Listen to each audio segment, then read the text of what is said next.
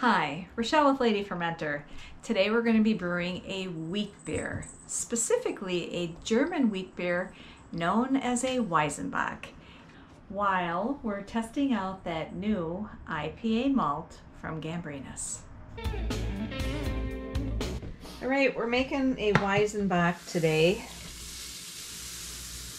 We had 9 pounds of that IPA malt from Gambrinus left over from those 4 tests that we did.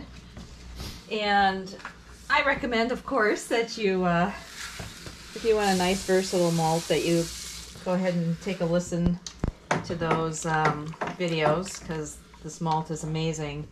And I think, now this is just my opinion, but I think it's going to make a nice pale Weizenbock. Normally when I do a Weizenbock, one of my husband's favorite beers, I do the dark version. But this time I want to do a light version. Now of course for a Weizenbock it should be it's usually at least 50% wheat. Excuse me, Ninkasi, thank you. It's usually 50% wheat.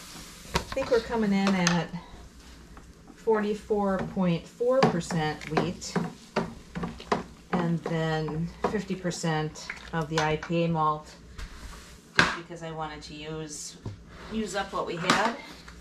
And then I didn't think it was toasty enough, so I did add a pound of Vienna. It's actually 5.6%. This is right now set for a 5.5 gallon batch. Excuse me. We may need to add a little water at the end, because the brewing software is telling me that it's going to be out of range. It's going to, at this point, the way the recipe is set up, it's going to come in at 9% if I hit my numbers. I'll do a little research to see if I think that's going to be a little out of range. So we might dilute it down a little bit at the end. But we are mashing in at 149, whoops, degrees Fahrenheit, which I can't remember what that is. Is that 75°C? And as you can see, this is a G30, and this amount of grain is pretty much maxing out this system. So we'll see what happens. Our 60-minute hop addition is 1 ounce or 28.4 grams of Czech Saaz.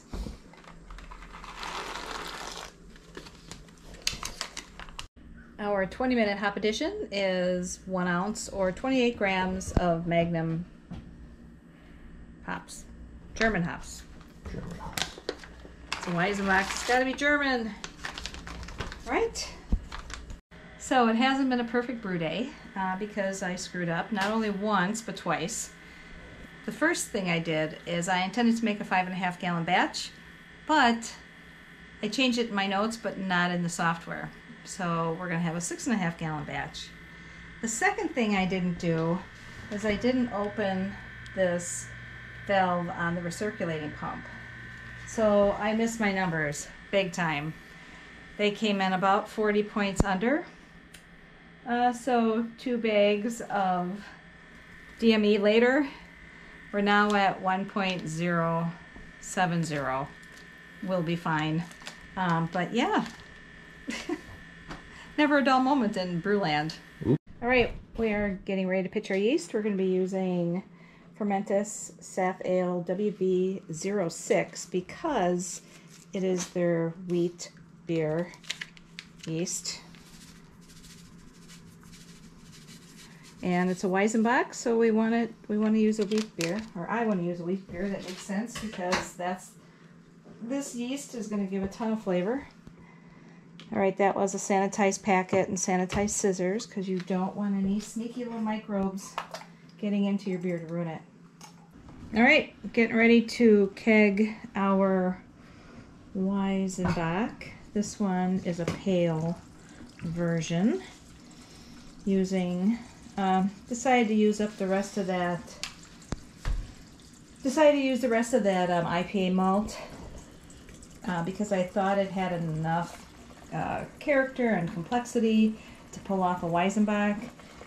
I did up the ante a little bit. I added a pound of Vienna malt from Breiss because it's toasty, and that's what this, what a Weizenbock according to a pale Weizenbock should be according to the BJCP. So we'll see what happens. Little sneak peek for the next video, possibly. Stay tuned. Okay, here is our Weizenbock. It's the pale version. There can be a pale or a dark. This is the pale. And it should have this beautiful moussey thick head, and it's the color it should be. Now according to the BJCP, it marries the best of both worlds of a wheat beer, of a German wheat beer and a Bock. So rich, malty, and it should have bready, grainy wheat flavor, low to moderate banana and clove and vanilla for spices from the yeast. No hop flavor and low to medium low bitterness. So let's see what happened. Looks good. Yeah, it does. Oh, I get banana. Lots of banana. And clove. Oh, yeah. Kind of equal it's clove. pretty balanced. So that was that Fermentus wheat beer yeast. Smells delicious.